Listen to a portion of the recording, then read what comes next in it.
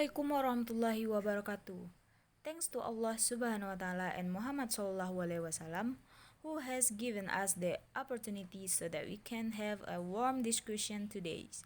First of all, we will introduce ourselves. Me, Ayu Anissa Putri as moderator, Fitri Rizkina Hasibuan, Yulia Fitri, and Zahara Nurul Nafisah as presenter. To Fitri Rizkina Hasibuan, time is yours. Thank you to moderator. I will explain detail about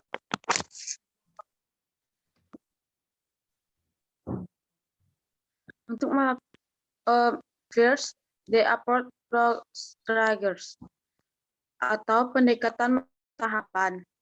Untuk melakukan perubahan harus melalui tahapan yang sesuai agar tujuan yang ingin dicapai dapat tercapai.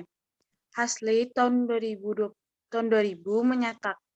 menyarankan pendekatan langkah demi langkah yang dinamakan ACER merupakan akronim dari pertama envisioning, yaitu memimpikan. Seorang pemimpin harus mempunyai visi yang merupakan impian yang dapat mencakup besaran dan lingkungan kegiatan, kekuatan ekonomi, hubungan dengan pelanggan, dan budaya internal organisasi. Kedua, activing. Salah satu tugas dari pemimpin yaitu meningkatkan pengikut. Maksudnya yaitu pemimpin memastikan bahwa orang lain dalam organisasi memahami, mendukung, dan bahkan membagikan visi. Yang ketiga, supporting. Pemimpin bukan hanya sekedar memberikan tugas saja, tetapi pemimpin juga memberikan inspirasi dari dukungan kepada anggotanya untuk melakukan sesuatu kegiatan yang ingin mereka capai, dan juga memberikan dukungan moral yang memungkinkan hal tersebut terjadi. Keempat, implementing. Pada langkah ini yaitu langkah melaksanakan kegiatan sesuai jadwal yang ditetapkan untuk menjadikan visi menjadi satu kenyataan. Second, the cultural approach atau pendekatan kultural. Cultural leader adalah seorang pemimpin organisasi yang dengan member contoh menyiapkan human value, yaitu nilai kemanusiaan dengan tugas pekerjaan. Pemimpin ini dapat berada di setiap jenjang dalam organisasi.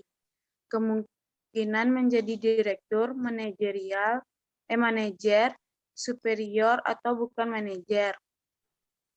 Cultural leader membuat jelas bagaimana masalah manusia dan masalah operasional dapat disatukan ketika orang atau kelompok mulai berbicara dari aspek operasional, maka cultural leader menambahkan segi kemampuan dengan baik.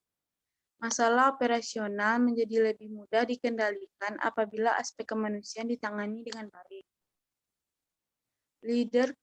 Cultural leader bersifat mau menerima, terbuka, kooperatif, partisipatif, komunikatif, berorientasi, saling menguntungkan. Pemimpin ini mengusahakan visi yang jelas, tujuan, arah, batas, pembatasan, dan stabilitas. Mereka menghargai kebiasaan dan melihat gagalan sebagai petualang untuk belajar. Di atas semuanya, pemimpin ini melihat bahwa partisipasi dan komunikasi yang baik tergantung pada jaringan hubungan pribadi berdasar pada saling pengertian dan saling menghargai. Some material from me, I throw to the moderator. Thank you to Zahra Nurul Nafizah. The next material will explained by Yulia Fitri. To Yulia Fitri, time is yours. Thanks to moderator. The next material is connective approach. Connective approach is an approach based on the relationship made with integrate the nature of interdependence and recognize the diversity of achieved and expected result. The cognitive approach emphasizes that behavior is a mental process by which individual is active in capturing, compare, and respond to the stimulant before reaction. Uh, the next material is empowerment approach.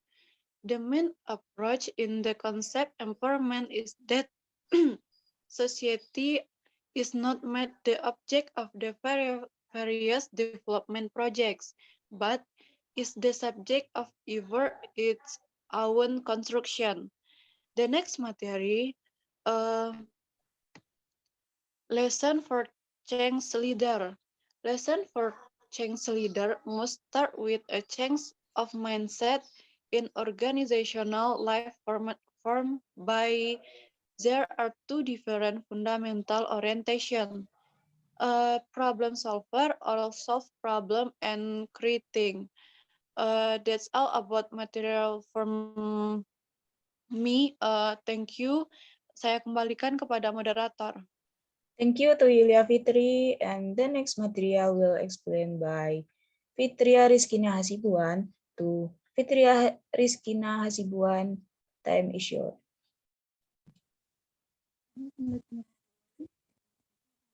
Baiklah, bulan nah, yaitu ada 4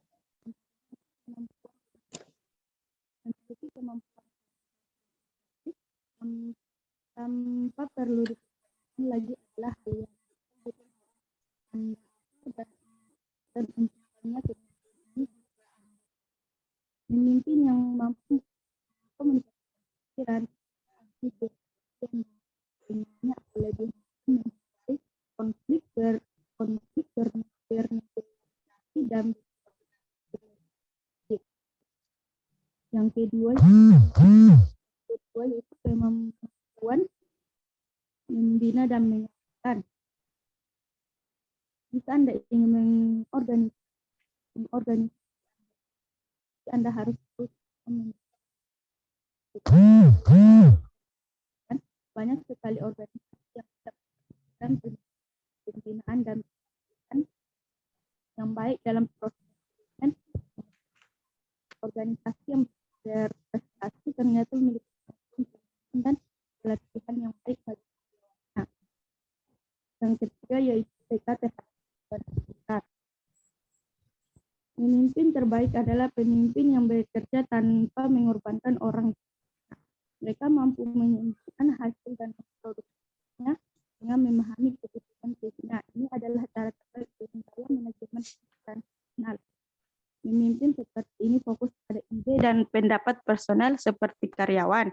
Mereka mendorong pengembangan dan campur tangan karyawan dalam membina keputusan. Yang keempat yaitu positive mindset.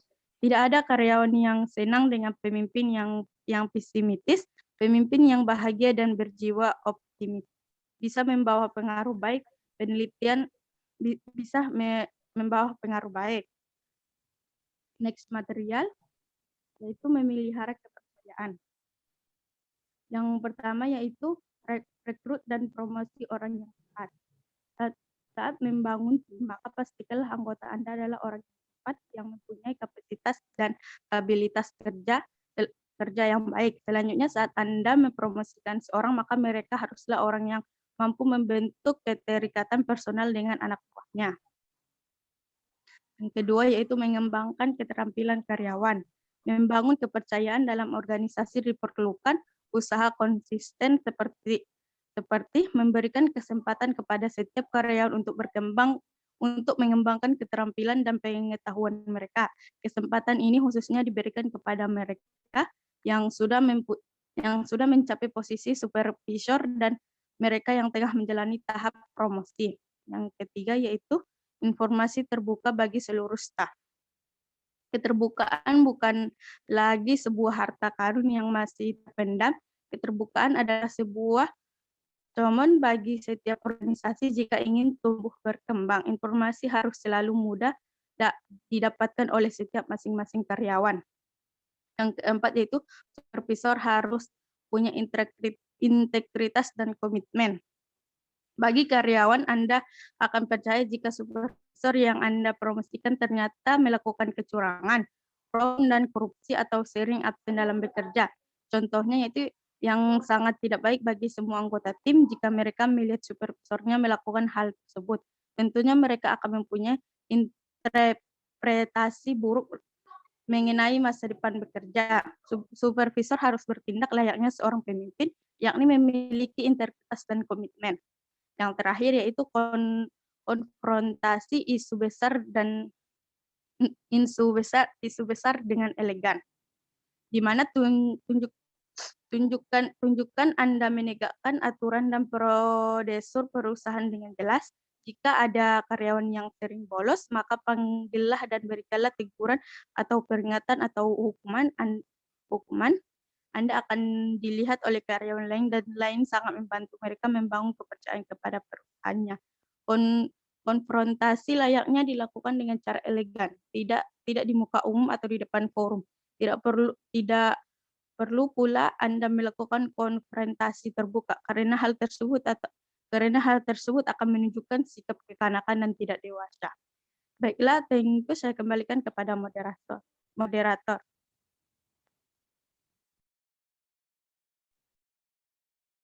Thank you to Fitria Rizkina Hasibuan.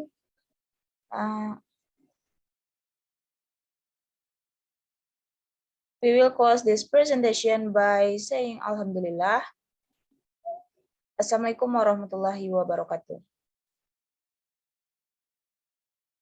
Assalamualaikum warahmatullahi wabarakatuh. Baiklah, saya dari perwakilan kelompok 12 akan melakukan wawancara bersama Ibu.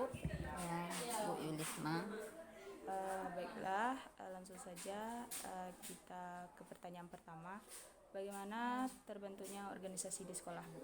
Ya, sebelum terbentuknya, maka kita harus mencari anggota-anggotanya terlebih dahulu. Ya, harus ada itu penanggung jawab, pembina, ketua, bendahara, sekretaris, dan anggota dari bidang kegiatan masing-masing. Ya, tentunya dari bidang keagamaan siapa ketuanya, dan anggota-anggota tuh harus ada ya untuk mempermudahnya.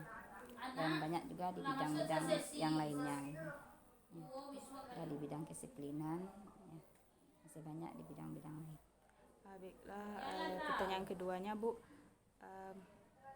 Bagaimana keadaan organisasi itu saat sekarang ini, Bu?